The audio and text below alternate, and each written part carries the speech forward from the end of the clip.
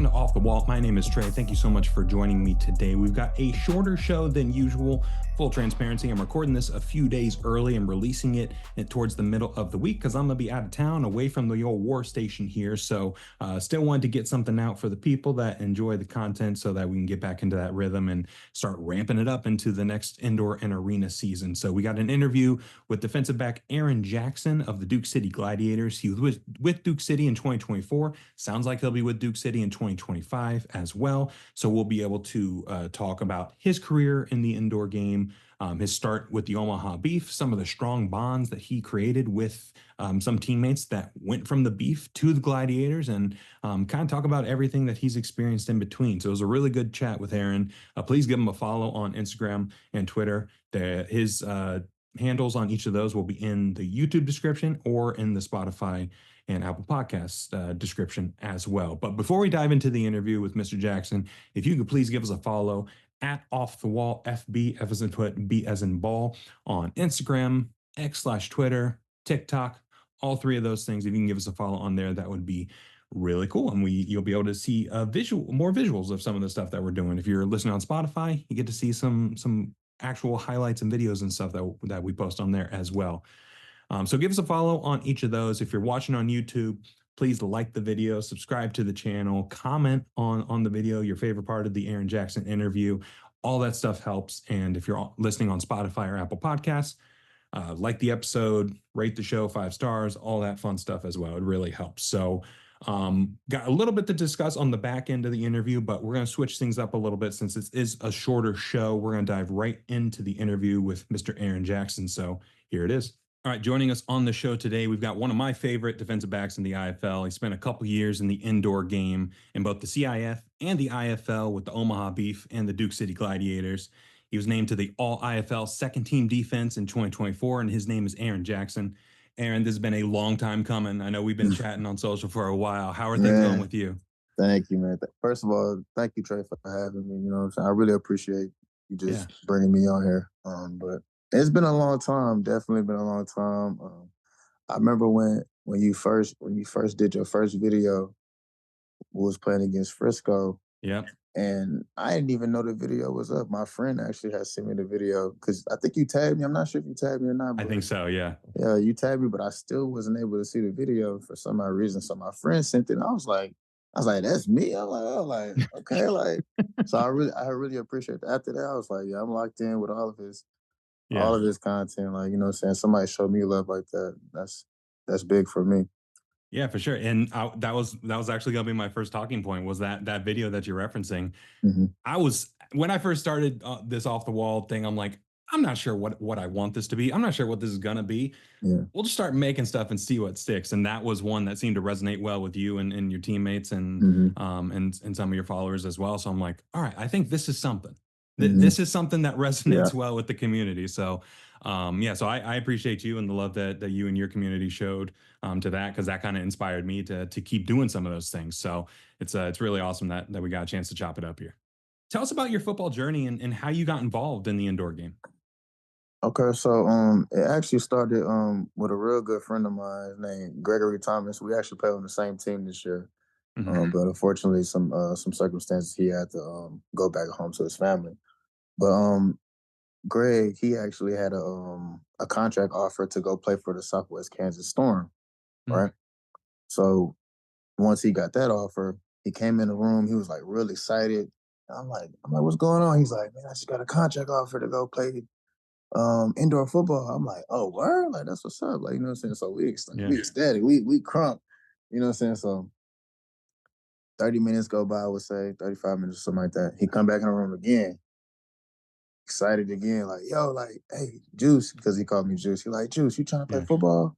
And I'm like, yeah, at this point, I haven't played football, I want to say 3-4 years at this point. My last college football, my last time playing football was 2018. So yeah, so it had been a long time since I had played any football. So I was like, of course, like, you know what I'm saying? Like, I sent my film. I've had a couple of springs and stuff like that, but you know, COVID and all that stuff was going on. Yeah. So it was really hard to get a season to stick and stuff like that. Yeah.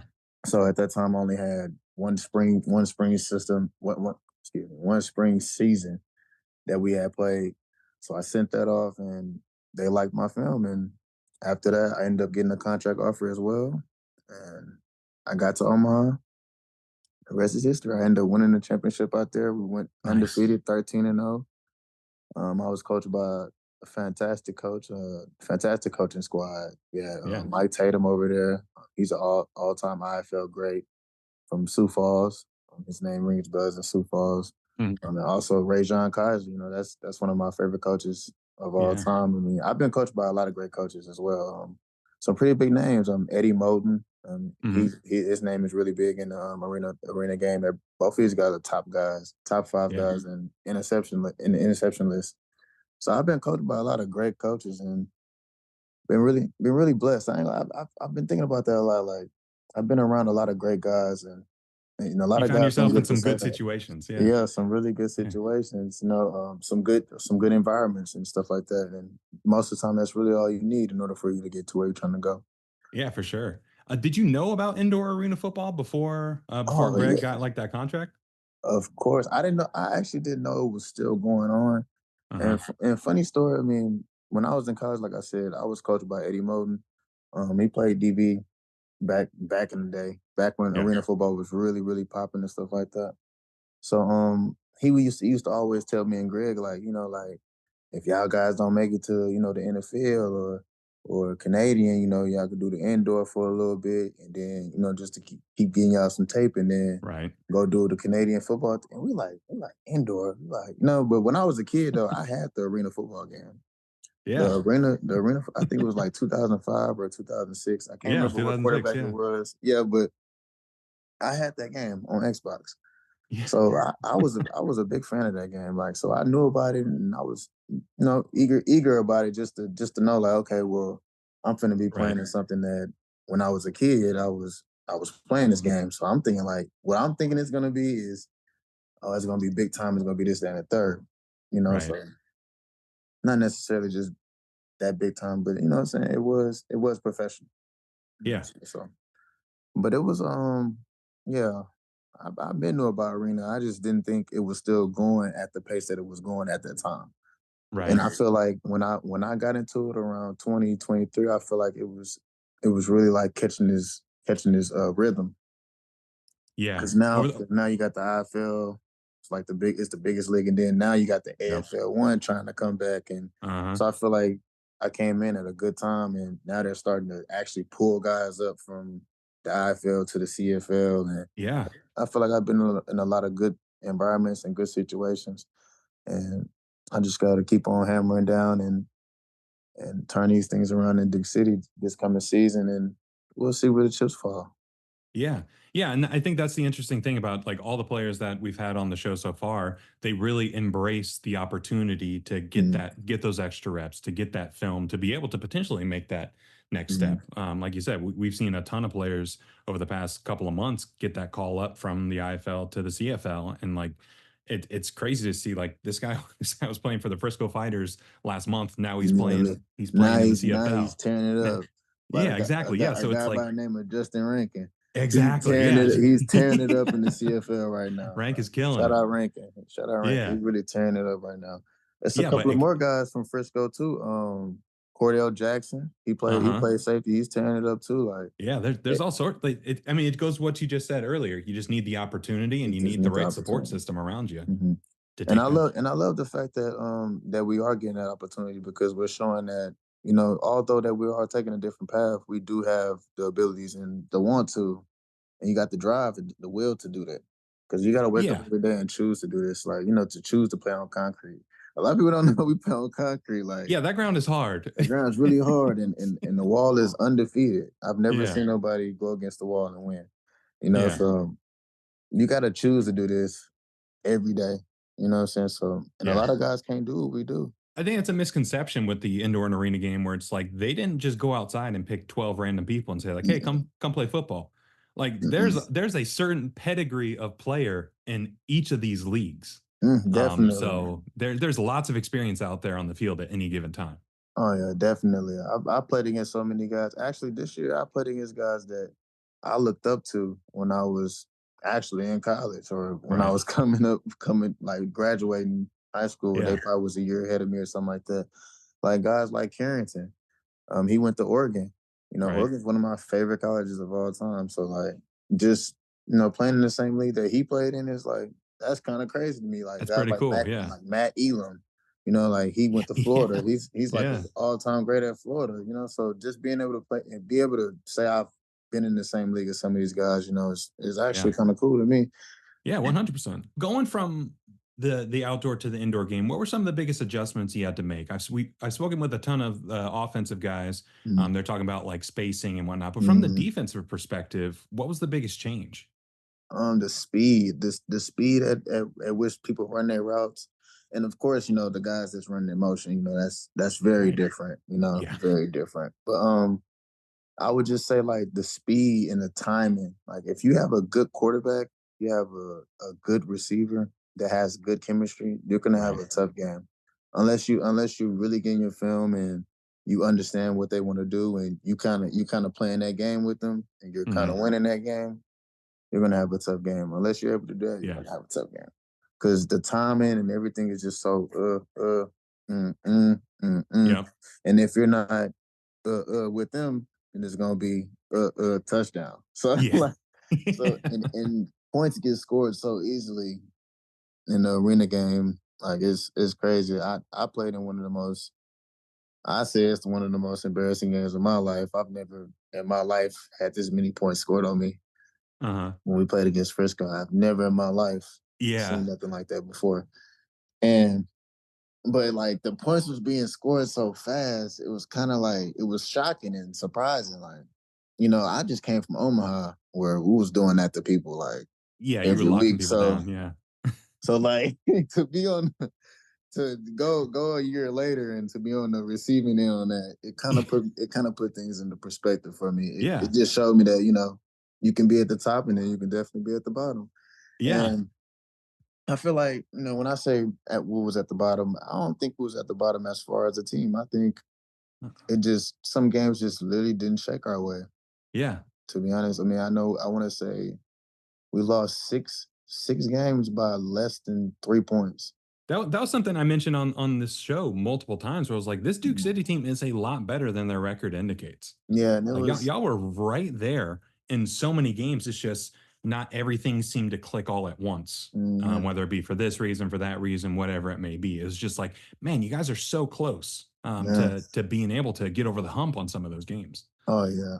Oh yeah. And that was frustrating, but I feel like that was what made me want to come back more because I love the challenge. I've never been the Right. type to see something dominating and be like, man, I want to go play for that because they Yeah.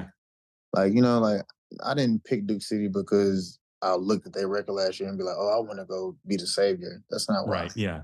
I just picked Duke City because that's where my friends were going, and that's where my other Right. teammates that I just got done winning a championship with was going. You know, Yeah. um, so that's how it ended up happening. But I love the challenge. Like I said, I mean, a lot of guys were talking crazy to us this whole year. Like, and to be honest, I mean, I'm a very passionate guy. I mean, Yeah. as so I'm a very Yeah. passionate guy. I love what I do, and I'm very competitive. So when people are talking crazy to me, and it's like I want to shut them up, but it's like Yeah. if For we sure. ain't winning, how can I do that? So Exactly. Yeah. I feel like we squandered that opportunity away this year, Yeah. but we'll have another chance this upcoming season. I'm not really sure who's all coming back, but I know I'm coming back, but I don't really want to put my foot in my mouth and Yeah. just I speak got on you. anybody. But Yeah. hopefully, we're able to get some of the key pieces back. If we're able to do that, I think we're going to be able to those games that we lost in the final seconds or in the final drive or something like that Yeah. are going to be those games that we win in the final drive in the final Yeah, seconds. be on the other side of those Hmm. 50-50 games. That'd be Yes. good. That'd be nice. Well, you mentioned some of the teammates you came to Duke City with. It seems like you have such a strong bond with some of those guys that you Oh yeah. played on the Beef and the Gladiators with, like Oh like yeah. Sloan and Hart, just to name a couple. Oh Um, yeah. I know there's others, but what is it about this group of guys that has made such a strong bond where you're going from team to team together? Man, well, first let me shout out all the guys. Shout out Kyle Black. I mean, he didn't even get a chance to play for Duke City, but Kyle Black is one of those guys that he plays Mac, and he's one of them guys you don't want to meet in the hole. You know what I'm saying? Like I've seen him literally put guys to sleep on the field, literally. Yeah. So like, shout out Kyle. You know what I'm saying? Shout out Sushi, Javari Nichols. Hopefully he's able to get it back into the game this year too. Right. Like you said, Tamar. My man's Ponce De Leon. That's one of my best friends. I call him Twin. Yeah. Um, Ponce, he's a three-time champion. He won a chip with us, and then he went to Bay Area and won a chip, and then he went over to I think Tokyo or Japan or something like that, and won a championship over there. So he Nice. done won three championships in 1 year. He's different. Crazy. And Sloan, like you said, I mean, all these guys are my guys. Devin Conliffe, um, Yeah. Tobias Taylor. Like, these are my guys. Jay Sean Washington. Those are my guys. We have a little group called Pills, and then we have like a little dance move and all that. But yeah, them my Uh-huh. guys, man. I think the reason why our bond is like that is because when we was in Omaha, we all kind of had one goal. You know, we was all rookies who was coming in, so Right. we all had kind of like a chip on our shoulder. I mean, I came from D2. Um, Tamar came from D3, came from Olivet, somewhere up there in Michigan. I want to say Dev, he came from Notre Dame, and then I want to say Sloan and Kai, they came from Davenport, and Jay Sean and Javari, I believe they weren't rookies. I think they had played a year previous to that, but still, though, Right. most of us was all rookies, and we all kind of had like a chip on our shoulder. And I feel like us having that chip on our shoulder just kind of made our bond just grow a lot stronger, a lot faster. And then we Hmm. was winning on top of that, and the fashion that we was winning. Right. So it was kind of like it was really easy, to get that bond, to find that bond. It's really hard to preach camaraderie and brotherhood and togetherness when you're losing. Yeah. So because some guys don't respond to losing like you're supposed to. Right. So I think, just winning just made that a lot easier. And then on top of that, they're likable guys. So I love these guys. There's good So dudes. they're Yeah. yeah, they're just great. They're the great people, saying good Yeah. stand-up individuals in the community, and just people that you really can lean on, Yeah. outside of the football game. I would love for them to come back and play with them again, but I don't know. It just We'll see depends what on happens. yeah, we'll see what happens. Hopefully I'm able to talk them into coming back. But if not, I wish them the best. I hope my guys are able to do what they want to do with their lives, and Right. For I know sure. Well, they wish the same for me as well. yeah. I mean, you mentioned the Omaha Beef. They're obviously a top tier organization in the arena Yeah, football world for a while now. I don't think people realize they've been around for 20 years and they've been doing their thing they've been for doing a it. minute now. Yeah. What was it like playing in Omaha and starting your career with a team as well established in the community and within the arena football world like Omaha? Yeah, so when I first signed and they posted me on the page and stuff like that, the fans immediately like embraced me. So like I knew just based off watching the games and stuff on YouTube from last year, the years previous and stuff like that, seeing that they made the championship the last 2 years, and Hmm. they lost the year before that, but the year prior to that they won. So it's like Yep. they expect excellence, they expect to win. And that's what I expect too. I expect to win. Like, I don't go into no type of match thinking about losing. Right. Even like and if you ask around, some of the guys will even tell you like it'll be like 2 minutes left in the game, and I'll be like, man, we can still win this if we just like like, but Yeah. it'll be like far fetched, but I'll be like, man, we still can win this if this happens. Like, Three or four things have to yeah, happen like yeah, exactly like if we this. just get this and then get that and do Yeah. this right here, it'll happen. But Crazier things have happened, man. Crazier things. Yeah. that's why I try to get people to understand that it ain't never over until it's over. Once it's Yeah. over, then we can be like, okay, next one. But as long as Yeah. there's still time on the clock, what I'm saying, we can mount something, we can build something. Yeah. But yeah, playing out there in Omaha, oh my goodness, like the crowd was crazy. Like I can't recall a time playing in the slaughterhouse, and then the name is crazy. The name is so cool, That like the slaughterhouse, everything about their branding like is just everything is incredible. just like then they got one of the best photography teams, JK Productions. They got Right. one of the best that I've ever seen. Like Yeah. they do that thing. They got it's a few photographers that do that thing, but JK, Yeah. they're up there for sure.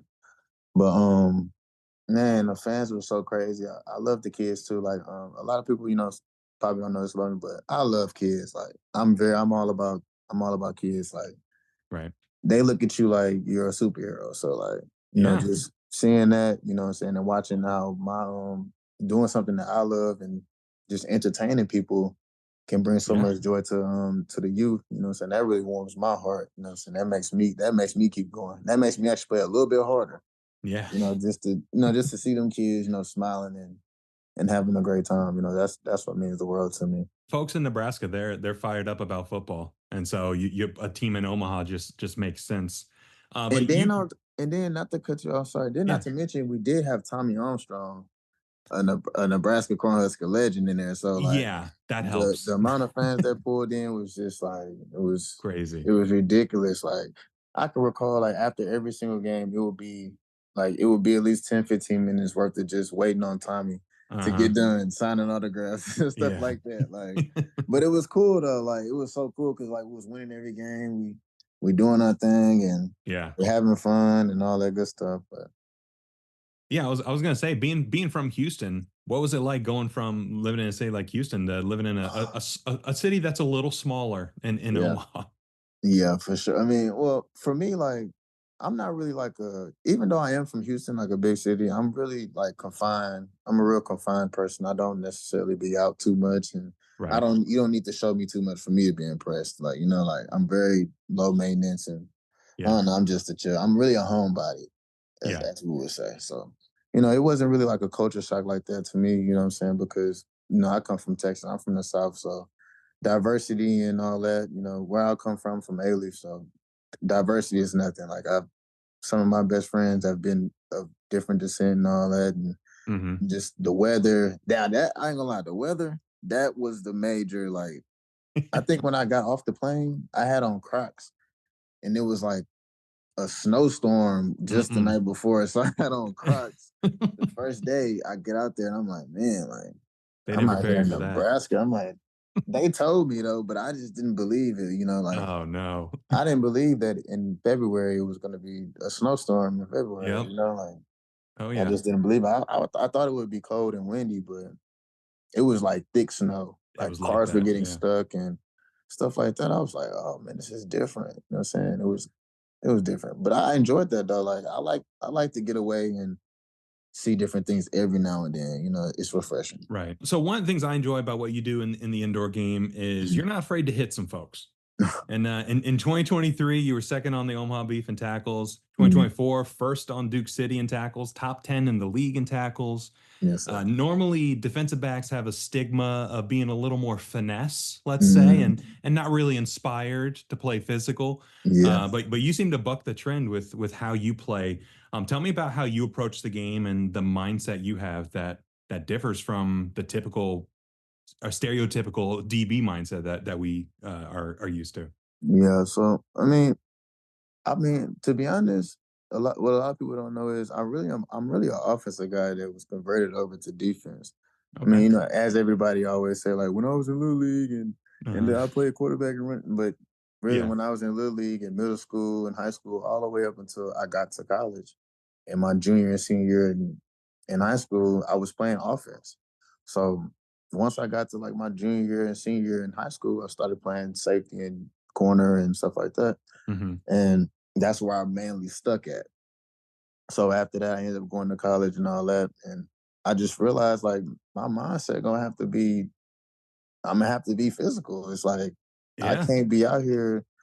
I mean, my family, we're competitive. Like we compete over anything. Uh-huh. It don't matter what it is. Like we used to compete. Actually, this is funny. So we used to it used to only be one TV. So what we would do is whoever had the remote, that's what you had. You had to watch what they wanted to watch. Right. So that was a competition. Whoever could get to that remote first, they gonna have the Uh-huh. TV until you put the remote down. So like competition has just always been something that just resonated with me, and I don't want to lose. And I feel That's how you like, got that quick first step. yeah, yep, that's exactly how I got Yep. the quick first step. I don't like to get back at nobody because I like to get off first. Uh-huh. So, Yeah. and that's one thing, you know what I'm saying, my dad also always instilled in me as well, growing up playing football and stuff like that. Like, be physical, like, be physical. Be the hammer, not the nail. That's always Yeah. like that's stuff that he used to always tell me. And then like it just always made sense to me. He used to be like, if you come and hit somebody one time, they're gonna be thinking about it the next time. You probably don't even gotta hit them hard like that the second time because they're gonna be thinking about the first time. Yep. And I You just always gotta thought about surprise that. them. Yeah. I was like, you're right. You know what I'm saying? And he was like, Yeah. and think about it. You only 5'9", 5'10", the guys are not thinking that you're gonna come up and hit them like that. And I'm like, Right. you're right. You know what I'm saying? So like my mentality when I come in, I mean, I don't want to say what my real mentality is, but in a Yeah. PG censor way, Yeah. I'm coming with a very aggressive mindset, and I want to make sure my opponent know that I'm in the arena when I Yeah. do collide with them. I mean, you lined up at linebacker a handful of times this season. I remember Yeah. watching. I think it was the Rattlers game a Hmm. little later on in the That season. I'm Rattlers like, game, yeah, I'm that like was Jackson's at linebacker. What's going on? yeah. And we had some injury issues and stuff like Yeah. that, but I mean, I relish in that opportunity because like a lot of people just don't see me as that, and I like to make people believers. I love that. Yeah. Like I don't like for people to doubt me, but I love to make people believe and like just to see like, oh, like he really can, like he doing that. Like most of Yeah. these guys, like most of the guys, they'll have the size and stuff like that, and they'll just automatically tip their hat to them, and be like, yeah, they can do that without them even proving themselves. But Hmm. because of my stature and how I look on the eye test, they think like, oh, like he's not gonna do that. Like, Hmm. actually, I think like my focal point. What I really want to focus on and emphasize this year is getting me some more interceptions. I had a few opportunities to grab some interceptions. I just didn't come down with them. You know what Right. I'm saying? But I don't want people out here just thinking I'm a linebacker or something like that. Like I can't cover Yeah. and nothing Don't like get it that. But twisted. don't get it twisted. Yes, exactly. Don't get it twisted. But like, Yeah. I do like that, that everybody do know me for being coming up and delivering a hit because I mean that's more scary than getting an interception in my Yeah. eyes. Like you getting hit by somebody all game, that's not gonna stop because I'm not gonna stop. I'm gonna keep Yeah. coming. And if I see you shell up or anything like that, I know I got you. And Yeah. once I got you, I'm gonna It's keep you there. Yeah, exactly. Yeah, for sure. I noticed this year you wore a couple different numbers throughout the season. What's the deal with that? What happened there? Okay, so the first game of the season. Okay, so I wear number 7. I really wear Uh-huh. number 4. That's my number. And Okay. I wanna see if I can bring that back this year. But if not, I Okay. like 7 as well too because God made the world in 7 days. Anyway, Yeah. but okay, so I was wearing 7 and we was playing San Diego. What was that? The Strike Force? Yeah, the Strike Yeah. Force. Yeah. And I ended up making a tackle and I bruised my vertebrae, Oh. right? Yeah. So they had to stop the game and stuff like that to like call an ambulance and stuff like that. So Hmm. they weren't able to take off my equipment and stuff without cutting my jersey. So they cut my jersey, my number 7 jersey, in black. We had all black. So they cut the 7 jersey off of me in order for them to get my stuff off. Uh-huh. So when I came back, they didn't have the number 7. Okay. Yeah, so I end up having to switch to they end up just actually like asking me like, okay, like these are the numbers that we have left. And of the numbers that they had left, 24 was one of the numbers that they had left. And 24 is actually a very significant number to me because that's the number that my one of my best friends had wore. His name was Robert Graves. He had passed away playing for Okay. yes, our team actually when I was in college. Me and he were playing against each other when he fractured his C2 vertebrae. So 24 is a very special number for me, you know what I'm saying? So when I was able to wear that, that was one of the first numbers that they asked me if I wanted to wear. And I was like, of course, like I'm gonna wear that number, and it was just kind of crazy to me because like I've never wore 24. 24 had never been a number that I never really had any interest in. Right. Like it just kind of seemed like it just was made for me, you know what I'm saying? Because how I ended up wearing 24 this year of all these years. I didn't wear 24 last year, but last year with my travel bag, the number on the travel bag was number 24. So Makes you think. Yeah. yeah, it made it. Seems to It follow you definitely around. makes me Yeah. think. Yeah, he's definitely my one of my guardian angels, and Yeah. every time I step on the field, that's also something I got behind me too. So shout out to Robert Graves. I got him behind me when I go on the field. So that's another mentality that I got going. Like I gotta really show out for him because I really just feel like he was one of the guys that was really next up, and unfortunately his time was cut short due to an injury. Yeah. Chasing the same thing that I was chasing. So that's one of the main. I just make sure I give my all every time I go out there. One play that I really feel like describes me for real this year Hmm. is when we played the San Antonio Gunslingers. The second time we played them at their house, and their quarterback had made a scramble, and he made like a little athletic play. He threw the ball to number 5. I think his name is Gregory or something like that. Yeah. Gregory, and he was coming across the middle. I came off of my man, and I came down, and like I've never in my life hit nobody this hard, but like I didn't stop at all. Like I don't know what Yeah. was going through my head at that point in time, but I didn't stop at all. But like that's the mentality. Like if that's one play that can really describe me, it's that play right there. Like Yeah. I'll have to see if I can go back and find that one in particular. But yeah, I thought it was funny with the numbers. I was like, is he trying to do like a 24/7, like 24 hours a day, 7 days a week thing? Or is that and just a happy coincidence? Like, and is that what and he's that going and for? that would be cool. That would be cool. Like that sounds cool. Like that's something that It's a good little branding opportunity for piggyback you. piggyback off Yeah. but no, it's just that's just how it happened. And I like 7 too. So Well, you mentioned a little bit earlier you love the kids, and I've read or I've heard other interviews where you talk about your involvement with youth sports, and mm, so I made a couple posts recently about like just being a source of change in the community through youth mhm. sports. What are some things you think organizations and people in general could do a little bit better to support youth sports? Oh man. First thing is first, you have to get adequate coaching. Some people that know what they're talking about. Because what Right. people have to understand is kids are sponges and they soak every single thing you do up. They soak up the good, they soak up the bad. So you have to make sure that when you're in a position of power to be instilling some type of knowledge on these kids, you have to make sure that you're doing just that. You don't want to do Right. them a disjustice by not pouring into them fully or by pouring too much into them, because too much of something is bad for you. Like first thing first, is making sure that whoever you have instructing them actually knows what they're talking about. Like that's one of the main problems I have right now because my nephew, he's in um he's in high school right now. He's on varsity. He's a junior Hmm. on varsity. And my biggest problem with him is I feel like his coaches are not coaching him. There are certain things that are happening that I'm seeing on the field that I know is a direct result of no coaching, lack of Right. coaching. And I mean, it starts right there. I mean, the kids only gonna want it as much as they're gonna want it, but if they don't have the resources that's gonna be able to help them get to where they're trying to get to, it's Right. not gonna happen. I mean, let me not say that. Let me not say it's never gonna happen because you have some kids that are Yeah. anomalous and they break the Da Vinci Code and they still figure it out and they still push It's through. just significantly harder when Yeah, you it don't just have makes that it a lot harder foundation, when you right? don't Yeah. have that foundation. So Yeah. exactly, yeah. So that's numero uno. Like because youth sports, now they have flag football leagues. Right. They have. I mean, you see kids. I mean, you see kids win the World Series now.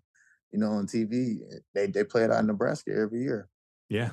Interesting. I was able to go see that for the first time. I've been Oh, watching it really? on That's TV. cool. Yeah, I got to see that in Nebraska because I was out. I actually was out there, Yeah. so I've been watching it on TV for since I was a young kid as well. So I That's feel like they've awesome. been doing a lot better as far as broadcasting these kids. And I Yeah. mean, even now, like you got kids that's in the 5th grade and they're ranked number one in the nation. Aaron, I really appreciate you hopping on the show today and chopping it up. Mhm. You alluded to coming back to Duke City in 2025. What can we expect in Duke City and from Aaron Jackson in 2025 and beyond? I'm gonna have the same tenacity. I'm gonna talk the same trash. I probably won't talk as much this year. Actually, I don't know. Okay. I feel like I was just chirping this year a lot just because people was chirping at me it was losing, and I was mad Yeah. we was losing. But Yeah. seeing how we gonna change that around and we gonna be on a winning side, it's no Yeah. reason. You'll be on the offensive with chirping this go around. Yeah, So I Yeah. really don't feel like I have to do it too much, but I do it every now and then just to troll, Yeah. to have fun. Exactly. Yeah, But you gotta have some fun with it. no, yeah, just expect a different Duke City team actually. Not even just myself. Expect a different Duke City team. If you feel like we're gonna come out and be the same people that we were last year, you're sadly misspoken. But other than that, like I really appreciate you having me on here, man. Like Yeah. we should definitely do this more often. Like Yeah, we do it again. I really enjoyed this. Yeah. I mean, where can people follow you on socials?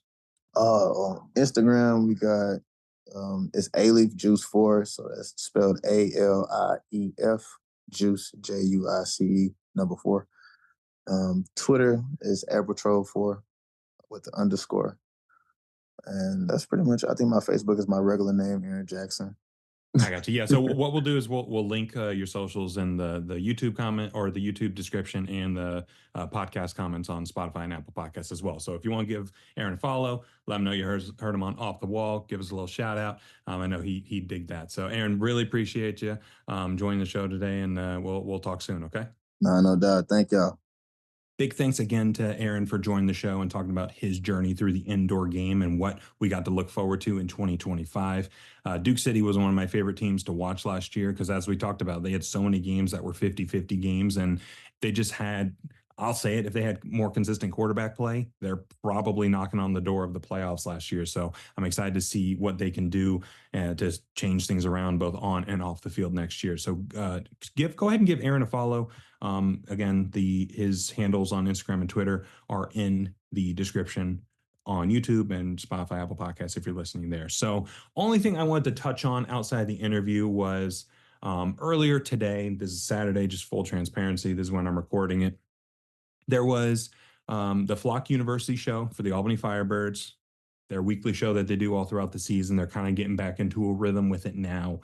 On the show, one of the owners of the Albany Firebirds kind of hinted at, I think accidentally said that Arizona was looking like was going to be a 12th team. All the teams that were in the NFL are coming over to AF1. We're bringing in 4 more teams: Monterey, Mexico; Stockton, California; Arizona; Wilkes-Barre, Pennsylvania. We got a rivalry. That's kind of nice. Yeah, that's good. It's a good thing. That's really exciting. Everybody's ready, yeah. And there's a couple other areas that could possibly be coming in. If not this year, they're definitely coming next year. And we're going to treat it the way it's supposed to be. That is set to be announced at some point this week. So by the time this episode comes out, that may already be fact. You're going to be like, yeah, no duh, Trey. We know that it's happening. Okay, good. If that's the case, so be it.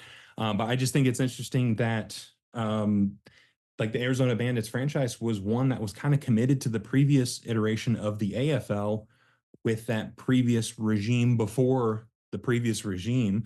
So it seemed like they were committed with Lee Hutton and company, and it sounds like they might have committed to this new group as well. So it seems like they're working things out behind the scenes. So I'm either going to sound like a buffoon or I'm going to sound like, yeah, no duh, keep it moving. But I just thought it was interesting and just something I wanted to hit on the show. And if that does in fact happen the way that it's rumored to be happening with that, I kind of like how the AF1 is building out the West. We've talked about I believe on here and on the blog on offthewallfb.com. Go check out the blogs if you haven't already. Talking about how the AF1 needed to build out the West a little bit because Washington and Billings, they were kind of on an island by themselves out there, and they added Stockton, California. If they're adding Arizona, like it looks like they will, they've got Monterey, Mexico, and that's not really West, but it's more West than most of the teams in the AF1 so far. They're kind of building it out so that these West teams don't have to travel across the country for every single game. So I think it's going to help those teams out a lot, and it should make travel a little bit easier for all those teams. And it would make sense if you're on the Western side of the map when you're looking at the teams, you play those teams a couple times, then make a couple cross country trips to, like Washington goes to Orlando once, Washington goes to Albany once, Orlando maybe goes to Stockton once, Orlando goes to Billing once. It makes scheduling a little bit easier where every team is not having to crisscross across the country every single week. So we'll see what happens. We'll see if any of those rumors solidify and see how all that shakes out. But wanted to touch on that, at least give you a little bit of something before we get out of here. And that's the show. Thank you so much for tuning in. Big thanks to Aaron again for joining the show. I've been talking with him on social for a long time, so really excited that we were able to get him on the show and talk about his career so far. So give him a follow if you haven't already. Again, follow all of our socials at Off the Wall, FB, F as in foot, B as in ball on Instagram, X/Twitter, TikTok, all that stuff, and rate and like the show wherever you're listening or watching this. So only 24 hours in the day. The fact that you chose to spend 45 minutes to 50 minutes of that day listening to me talk about arena football and me have a chat with Aaron Jackson is pretty cool. So yeah, we'll see you next time. Take care. Bye.